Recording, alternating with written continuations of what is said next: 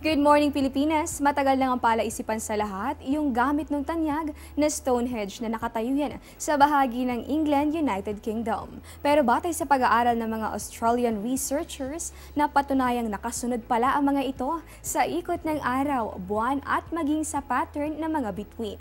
Mistulang ang isang computer modeling system ang mga ito. Sa ngayon, nag-iiba yung forma ng anino ng Stonehenge, depende sa sikat ng araw at iba't iba pang mga astronomical phenomenon. Pinaniniwalaan namang itinayo ito more than 2,000 years ago. May nakabibiling nga itong architectural design, kabilang nga sa mga hinihinalang gamit nito, yung estrukturang bato ay itong pagiging templo, healing place at libingan.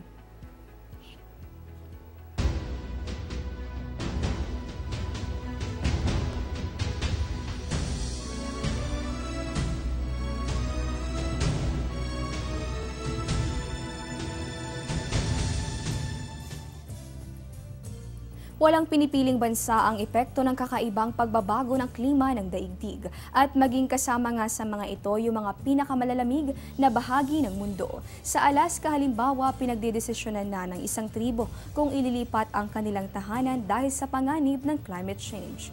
Umabot sa 169 registered voters mula sa village ng Sishmaref yung dumalo sa botohan para pagdesisyonan kung lilisanin na ba nila yung kanilang kinagisnang tirahan dahil na rin sa banta ng pagtaas ng tubig mula sa nagpapatuloy na pagkatunaw ng yelo o coastal erosion.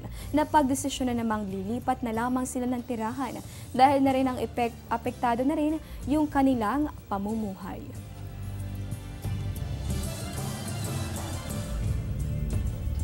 Diyan lamang po kayo, magbabalik pa ang Panahon TV matapos ang isang paalala.